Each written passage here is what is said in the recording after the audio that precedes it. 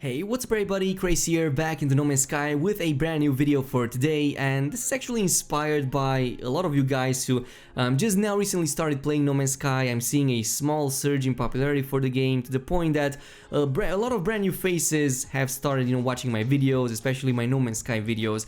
So I guess it makes sense because I've seen the comments, I've seen the replies, and many of you keep bumping into all of these issues, especially in the early game. And yeah, the game doesn't really hold your hands too much. You're pretty much thrown into this like huge universe without a real clear direction, which might be daunting at times, especially if you just started playing this game. That is why this inspired me to make today's video and kind of bring you a top 10 list of some of the biggest mistakes that any player, not just new ones, should be avoiding for the entire duration of their No Man's Sky playthrough. So yeah, let's just jump in it, and if you enjoyed this video, a thumbs up on it would be super appreciated. Anyway, coming up first, this is actually a response to a recent comment that I got on one of my videos with the top player creations, and one of you guys asked me, how is it possible to get all of these resources necessary to build all of these mega structures, complex bases, and even more so cities, since of course they require so many resources? Well, my answer to you is actually really simple. After reaching a certain point in the game, when you accumulated at least a few 100,000 units, which honestly should be obtainable even in the early stages of the game,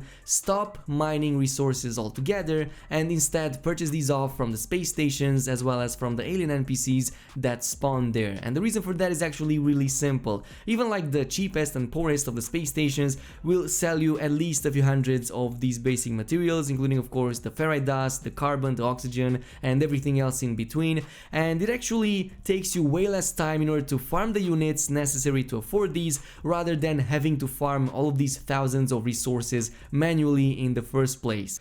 The second type of mistake, which is also very common, is investing too much time, money, and energy into an early farm, which is something that you should probably be doing sometimes in the middle to the end game. In the early game, there's a lot of other methods that you can use in order to make a lot of money, which is why I suggest, kind of creating your own route. And this is basically the route that I'm always using when I'm starting a new game. Start with the alien eggs, which is something that the game points you towards if you follow the main storyline. Farm all of that and sell that on the market. You should be getting at least 1 million from these easily. From this point on, start looking into planets with storm crystals and or ancient bones. It's really easy to spot the ones with ancient bones because when you scan a planet, it's going to tell you if they contain ancient bones. As for the storm crystals, just look for any planet that has an activated resource. Chances are that that planet is also going to have like an extreme weather, and during these extreme weather conditions is when these storm crystals will start appearing. Of course, the storm crystal is the more lucrative, and just spending like one single storm over there will yield you like 10 million or at least 5 with ease if you're doing it properly. From this point on, there's a couple of other options, including of course getting cobalt from mines or caves, which is a pretty lucrative way of doing things, but I prefer using a chlorine farm. This is actually something that I featured in a recent video that I made, but you can basically purchase chlorine and oxygen from the space station and combine both of these into a medium refiner to create even more chlorine. And the good part about this is that oxygen is really cheap, and once you get that thing going, it's going to create a ton of chlorine for you, which fetches quite a ton of money on the market. If you go with like a few stacks of these, you're going to make millions. But this is the third mistake that you should be avoiding. Once you get all of this chlorine into place, be it of course with this resource or maybe with the cobalt, don't just sell this into any system, but instead check out for any system that lists the same resource on the marketplace. For example, if you're selling the chlorine, check out for systems and on the space stations that also list it on the buy section of the marketplace. If that is the case, go in, sell everything in bulk, and this is also going to crash the market, so you can later repurchase it at a heavily discounted price of about 75 to 80%. And what you can do from this point on is to actually get all of that cheap supply back into your inventory and sell it into a different system also that lists the same resource. So you can pretty much repeat this over and over again and basically make like 100 million in, let's say, half an hour at most, and I'm being generous with that. So yeah, definitely pay attention to this, since it's a very good opportunity very early on in the game. Moving on to number 4, one of the mistakes that I was also guilty of some time ago was to actually pay too much attention to the alien glyphs. This is basically something that you find through those anomaly NPCs that you randomly and rarely find on the space stations, and these will point you towards their graves, which in turn will give you 1 glyph out of 16. So you basically need to find 16 of these aliens, which are already extremely difficult to find. You might be in the early game, you might want to, you know, use the portal to get to a nice destination. Maybe you saw a portal address on the internet that you want to visit.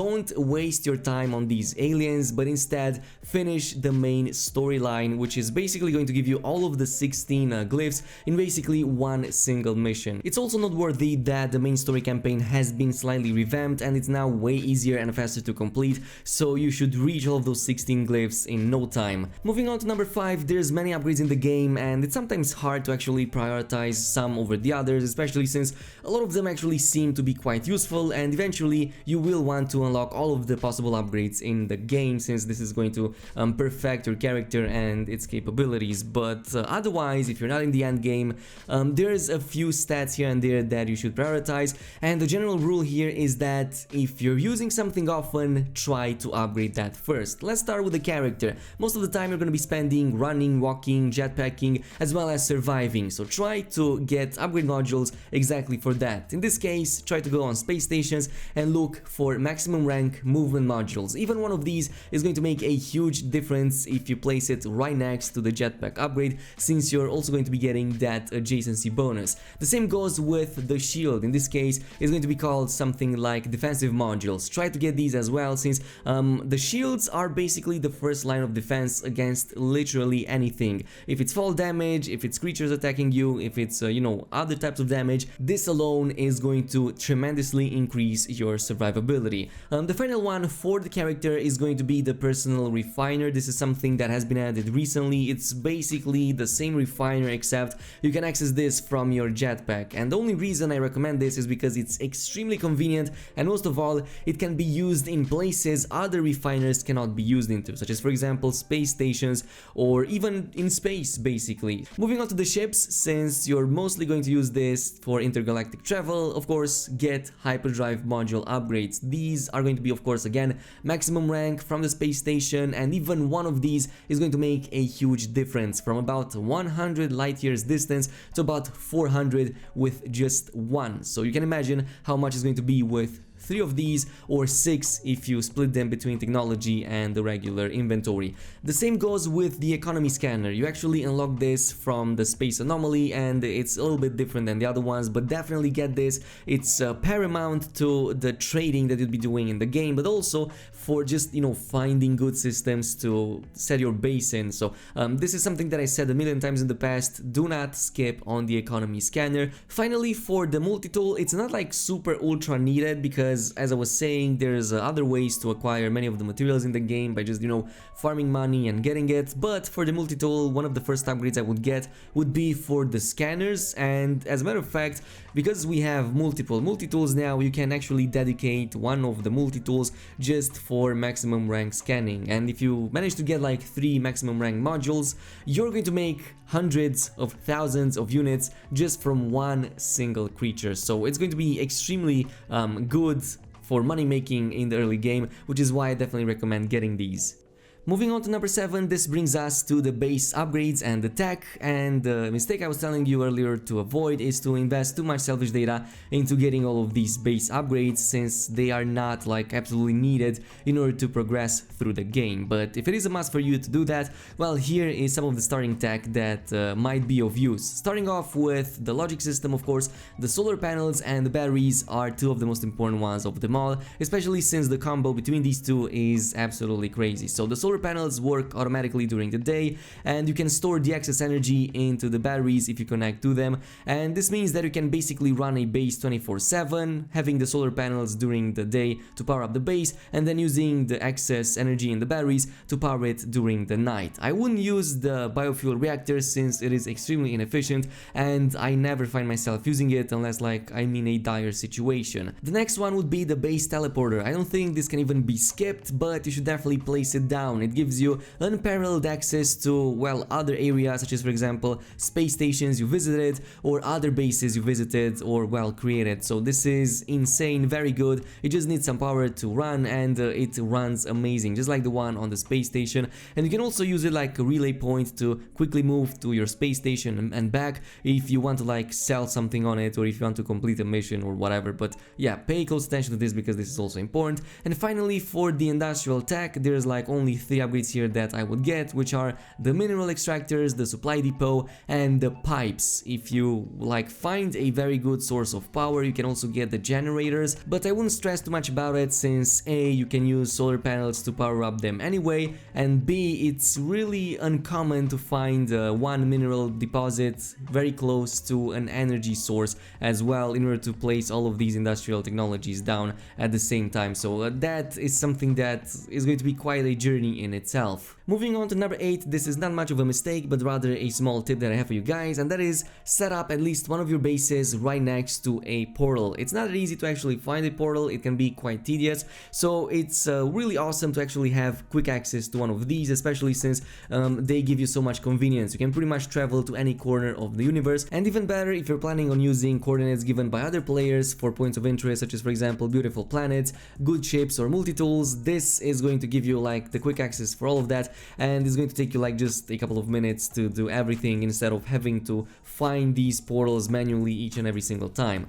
Moving on to number 9, this brings us to the fleet system, something that has kind of been forgotten in the past few months. You know, like people aren't giving it as much attention as they should, but fleets can be actually extremely useful, especially once you get all of those frigates and send them into missions, and well, even more so if you upgrade them. If you like send all of these fleets of yours into big long distance missions, they will bring you extremely valuable resources back, but even more important, they bring you a ton of units, they bring you a ton of materials, and even nanite clusters, which is something that you're going to be struggling to get even in the end game. So yeah, try to set up these fleets, upgrade them, and yeah, just send them onto missions so you can get all of these benefits from that. Finally, this is going to be about turning back into your previous galaxy, or even like going between galaxies, and by galaxies I mean going from something like Euclid to Azentem and backwards. Let's say, for example, you finished the main campaign, you got into the center of your current galaxy and decided to move into the next one. What happens if you want to go back and you don't have a previous save file in order to do that? Well, the fastest and most convenient route is to use the big terminus on the space anomaly, as this will show you all of the previous bases, including the ones that you had in the previous galaxies. Now, if you happen to not have any bases in the previous galaxies, maybe your list was deleted, it was bugged, or maybe you simply deleted them in the first place, you can also use the featured tab, since this will mostly show bases from players set in Euclid. So this is mostly going to work for the Euclid galaxy. If you have gone through other galaxies and want to come back to the first one with the biggest population, then this is the best way to do it. Either by using a previous base of yours on the terminus, either using another creation from another player that has been featured over there, assuming of course it is from Euclid, which again, 99% of the time it is. Anyway, I don't want to make this video too much longer. I hope you guys enjoyed it. Let me know down below what other mistakes are you finding yourself committing in No Man's Sky. As always, don't forget to comment, like, and subscribe on this video. Thank you so much for watching, and peace.